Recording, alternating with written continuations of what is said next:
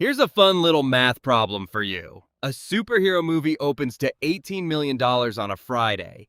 It closes out the weekend at $160 million. That is, at the time, the single biggest domestic opening of the entire year. And then, 7 days later, it falls 56%. Normal movies don't do that. Normal movies drop 30, maybe 40% if word of mouth turns sour. 56% is the box office equivalent of a car doing 0 to 60 and then slamming into a wall at the exact same speed. That movie is Supergirl. And today we're going to figure out exactly what happened, because the story here isn't really bad movie flops. It's something a lot stranger. This is a movie that audiences showed up for in force and then told every single person they knew not to bother. Let's get into it. Quick context for anyone who skipped a year of superhero homework. Supergirl is the second movie in the rebooted DC universe, the one James Gunn and Peter Safran are running now that they've taken over the keys from the old regime. The first film in that lineup was last year's Superman, which did solid if not spectacular business worldwide, and earned an A- CinemaScore, meaning the people who actually paid to see it walked out generally happy. Supergirl was supposed to be the victory lap. Milly Alcock, fresh off House of the Dragon, stepping into the cape as Kara Zor-El. A trailer campaign that leaned hard into a grittier road trip, revenge story vibe. A built-in audience primed by that Superman cameo the year before. On paper, this should have been the safe follow-up. Instead, audiences gave it a B- CinemaScore. Compare that to Superman's A-, and you can see the gap immediately. A CinemaScore isn't a critic's opinion, remember? It's the actual paying audience, polled the night they walked out of the theater. A B- from that crowd is a quiet verdict. It says, "This was fine maybe, but I'm not telling my friends to rush out and see it." And the critics were rougher still. The film is sitting in the high 50s on Rotten Tomatoes, which for a big-budget superhero tentpole is not a death sentence, but it is a clear signal that this thing did not stick the landing.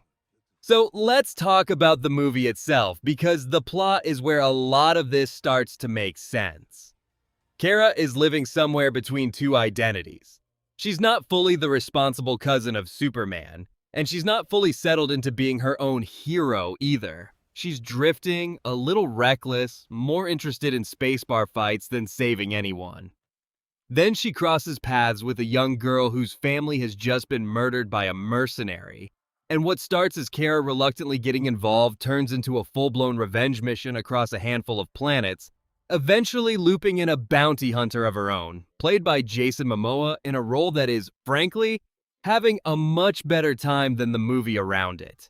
On its face, that's not a bad premise. Revenge stories work. Mismatched road trip duos work.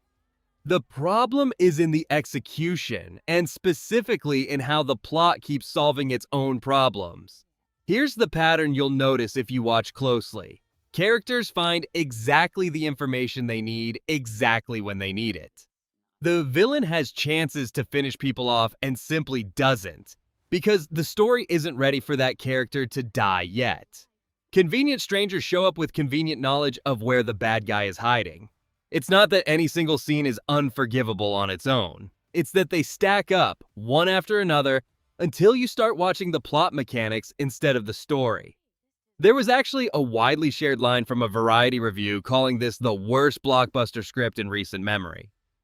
That's almost certainly hyperbole. There have been worse scripted comic book movies in the last decade alone. But the fact that the line went viral tells you something about how the discourse settled around this film almost immediately after release.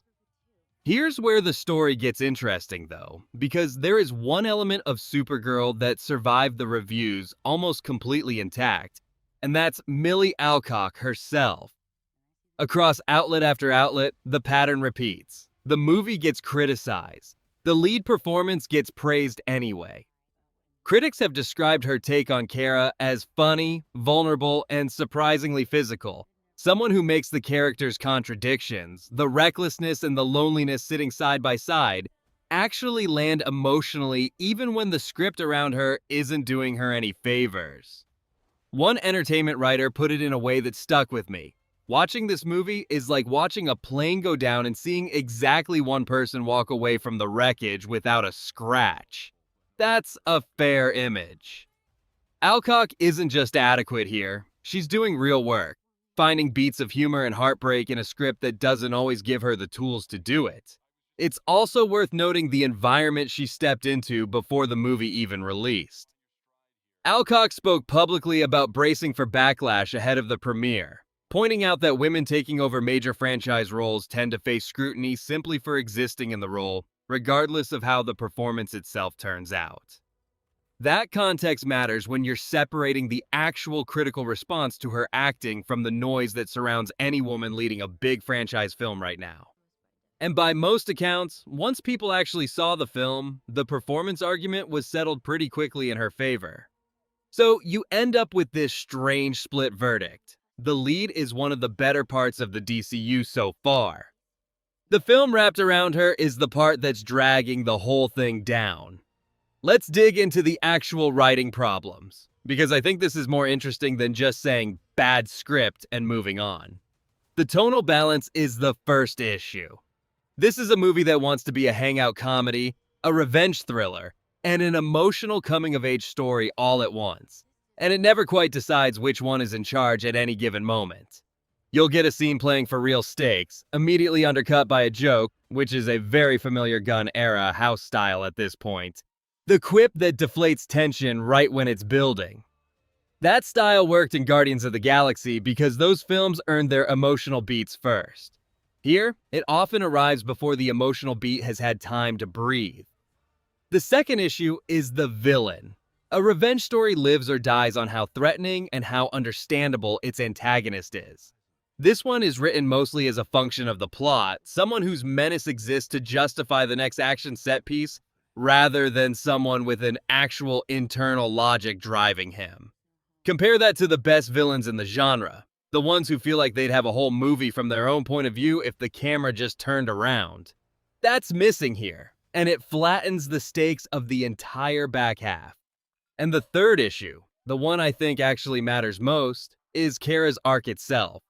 A revenge story usually ends with the hero either fully embracing the darkness or pulling back from it and choosing something better. This film wants to gesture at that second option, wants Kara to arrive at some kind of clarity about who she is and where she belongs. But the connective tissue explaining how she gets there is thin. The ending lands more like a scene change than an earned transformation. None of that erases what works. The space set pieces are genuinely well shot.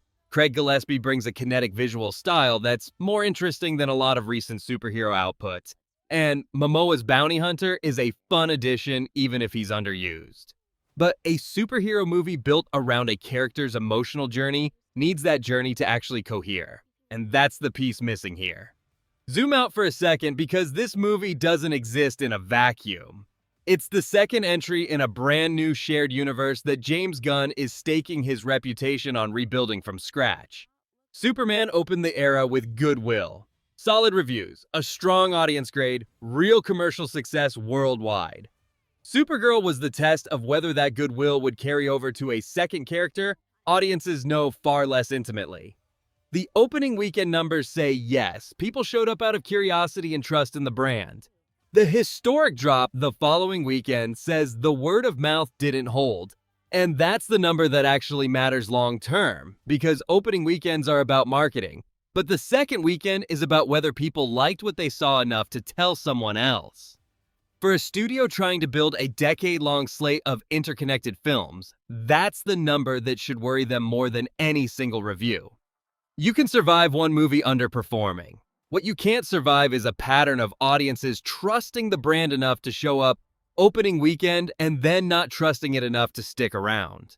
That's the actual risk sitting underneath the box office numbers here, more than any single number on Rotten Tomatoes. So where does that leave us? Supergirl is a movie with a genuinely strong lead performance trapped inside a script that can't decide what kind of story it's telling. It's not the disaster the loudest online reactions made it out to be in the first few days after release. The visuals and the central performance are real positives worth acknowledging. But it's also not the confident second chapter this new universe needed. And the audience response, that historic weekend-to-weekend drop, tells you paying customers notice the gap between the trailer's promise and the finished film. If you're going in mainly for Milly Alcock, you'll probably get what you came for. If you're going in hoping for a script as sharp as the marketing suggested, temper your expectations before you buy the ticket. That's Supergirl. Let me know down in the comments whether you think this one holds up better on a second watch, because I've genuinely seen people argue both sides of that pretty convincingly. And if you want more breakdowns like this one, you know what to do. See you in the next video.